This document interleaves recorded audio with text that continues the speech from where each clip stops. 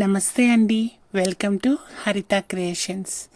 ఈరోజు మా నాన్నగారైన కీర్తిశేషులు శ్రీ రాధాకృష్ణమూర్తి గారి వర్ధంతి సందర్భంగా ఒక వృద్ధాశ్రమానికి వెళ్ళడం జరిగిందండి. ఈ వృద్ధాశ్రమం ఎంతోమంది అనాథలకు తినడానికి తిండి, సౌకర్యవంతమైన వసతులు కల్పిస్తూ కల్పవృక్షమై ఆదరిస్తోంది. ఇక్కడ కొంతమంది పిల్లల ప్రేమకి నోచుకొని వారైతే మరికొందరు పిల్లలకు ప్రేమను సరిగా పంచలేకపోయిన వారు, ఇలా మరికొందరు అనాథలు కూడా ఉన్నారు.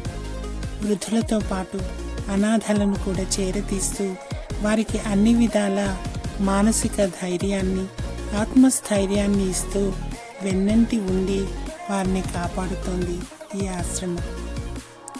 అన్ని బంధాల కంటే డబ్బే ముఖ్యం అనుకునే ఈ రోజుల్లో నిస్వార్థంగా కొంతమంది మహానుభావులు ఇచ్చే విరాళాలతో ఈ ఆశ్రమాన్ని వీరు నడిపిస్తూ ఉన్నారు. కొంతమంది వారి పితృదేవతల పేరు మీద లేదా పుట్టినరోజు కానీ అన్నదానాలు, విరాళాలు ధారాళంగా ఆ రోజున నిర్వహిస్తూ ఉంటారు. ఆ రోజు స్పెషల్గా ఇదిగో ఇలా జిలేబీ, సమోసా, వడలు, పులిహోర, సాంబారు, పెరుగు ఇంకా రకరకాల వంటకాలు చేసి వారికి వడ్డన చేస్తారు. ఆ వృద్ధులు కూడా తమ ఆశీర్వాదాలను ఆ దాతలకు తెలియచేస్తారు. ఇక్కడ ఎంతోమంది తమ విరాళాలను సమర్పిస్తూ అన్నదానాలను చేయిస్తూ ఉంటారు.